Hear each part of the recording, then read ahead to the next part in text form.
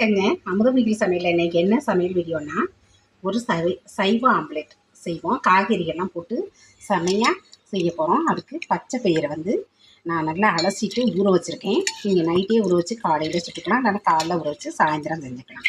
அப்போ தான் இது ஊறும். ஏன்னா பச்சை பயிர் இல்லையா, அதனால் ஒரு 2 கலசு அலசிட்டு இப்போ இதை மிக்சியில் கொடுத்து அடிச்சுக்குவோம்.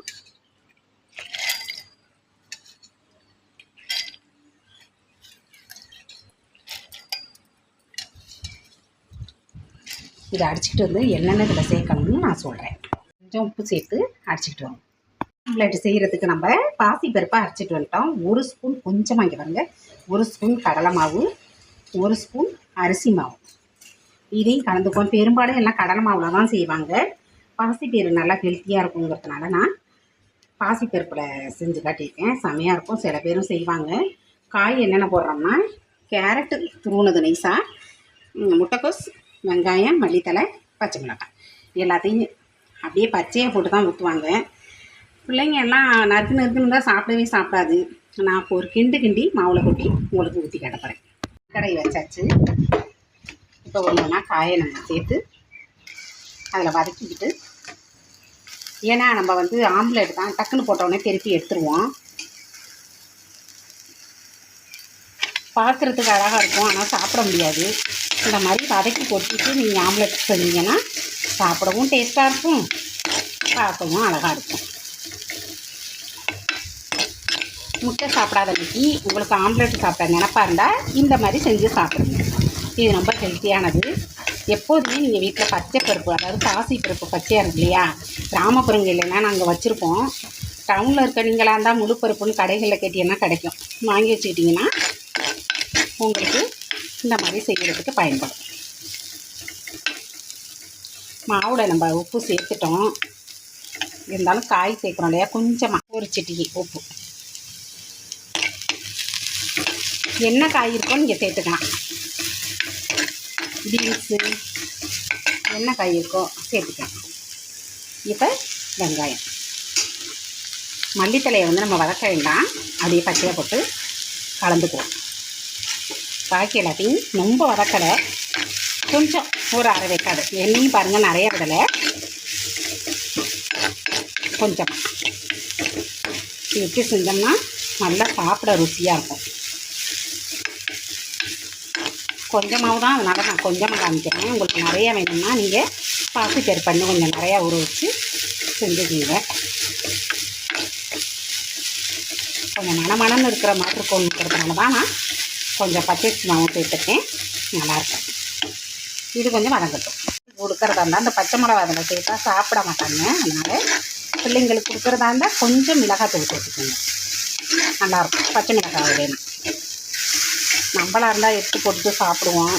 பிள்ளைங்கள்ட்டையும் சொல்லி கொடுக்கலாம். சின்ன பிள்ளைங்களாக இருந்தால் தெரியாது, டேட்டிங்கும் வரைக்கும். நல்லா சாப்பாடு காலையில் தோசை மாவு, இட்லி மாவு எது இல்லைன்னா கூட இந்த மாதிரி செஞ்சு நீங்கள் சாப்பிட்டுக்கேன். இது நல்லா உடம்புக்கு ரொம்ப நல்லது, சத்துக்களும் நிறைந்தது. ரொம்ப வதங்க வேண்டாம், ஓரளவுக்கு வதங்கினா போதும். வதங்கிடுச்சு. இப்போ மாவில் கலந்துக்குவோம். மாவில் கொட்டி கலந்தாச்சு. கடைசி நம்ம பாசிப்பருப்பு படிக்கிறோம் இல்லையா, அப்போ கொஞ்சோண்டு தண்ணி கலந்துக்கிட்டிங்கன்னா கூட இந்த மாதிரி உங்களுக்கு நல்லா வரும். இப்போ மல்லித்தலை எல்லாத்தையும் கலந்துக்கிட்டு நம்ம ஆம்லெட் சுடுவோம். இப்போ ஆம்லெட் போடுறதுக்காண்டி நான் இது தோசைக்கல் வச்சுட்டேன். இப்போ நம்ம ஆம்லெட் போடுவோம்.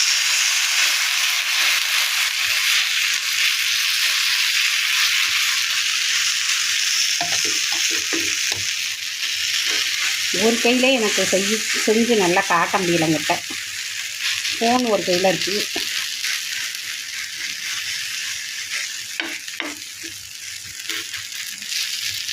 அப்படியே லைட்டாக கோழி வர எண்ணெய் விட்டுக்குங்க. ஆயில கோழி வர விட்டுக்குங்க. மெதுவாக அப்படி கொஞ்சமாக திருப்பிக்கிட்டு அப்படியே திருப்பி போட்டு செமையாக இருக்குங்க. ஆம்லெட் மாதிரியே இருக்கும் சாப்பிட, அவ்வளோ டேஸ்ட்டாகவும் இருக்கும்.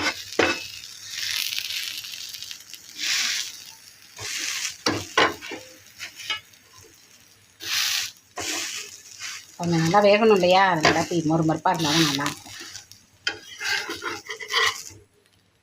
அவ்வளோதான், எடுத்தாச்சு. ஆம்லெட் மாதிரியே இருக்குது பார்த்தீங்களா. இப்போ திரும்பவும் அதே மாதிரி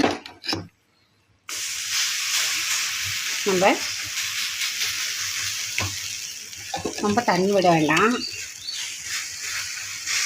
இது சைடிஷாகவும் தொட்டுக்கலாம், சாப்பாடாகவும் சாப்பிட்டுக்கலாம். இதுக்கு எதுவுமே தேங்காய் சட்னி வேணால் தொட்டுக்குங்க, இல்லைன்னா சும்மாவே சாப்பிட்லாம், அவ்வளோ டேஸ்ட்டாக இருக்கும்.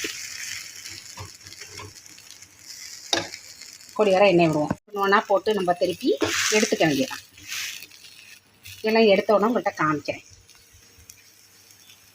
கொஞ்சம் மாவு தான் இருந்தது, மாவு காலியாகிட்டு 3 தான் எடுக்க முடிச்சு. ஒரு ஆள் தாராளமாக சாப்பிட்லாம். சாப்பாடாக இருந்தால் சாப்பிட முடியும். நம்ம 3 பேர் கூட சைடிஷாக வச்சுக்கிட்டு சாப்பிட்லாம். 3வது சொல்கிறேன். நம்ம சாப்பாடாகவே இதை சாப்பிடணும்னா ஒரு ஆளுக்கு போதும் 3ம். சைடிஷாக தொட்டுக்கோம்னா 3 பேர் சாப்பிட்லாம். அவ்வளோ சாப்பிட்டா மெதுவாக 3 எடுத்துருங்க பாருங்கள். அவ்வளோ சூப்பராக புசு புசுன்னு இருக்கும் சாப்பிட. பிச்சு அப்படியே சாப்பிட சாஃப்டாக இருக்கும். அப்படியே நம்ம பிச்சு அப்படியே தேங்காய் சட்னியும் இல்லை சாதாரணமாக சாப்பிடவே அவ்வளோ ருசியாக இருக்கும். நீங்கள் செஞ்சு சாப்பிட்டு பாருங்கள், முட்டை மாதிரியே இருக்கும். முட்டை டேஸ்ட்டே இருக்கும், செமையாக இருக்கும். மறக்காமல் கண்டிப்பாக நீங்களும் ஒரு முறை செஞ்சு கொடுங்க. இந்த வீடியோ உங்களுக்கு பிடிச்சுன்னா லைக் பண்ணுங்கள், ஷேர் பண்ணுங்கள், கமெண்ட் பண்ணுங்கள். மறக்காமல் சப்ஸ்கிரைப் பண்ணுங்கள். ஃபுல் வீடியோ பாருங்கள். நன்றிங்க.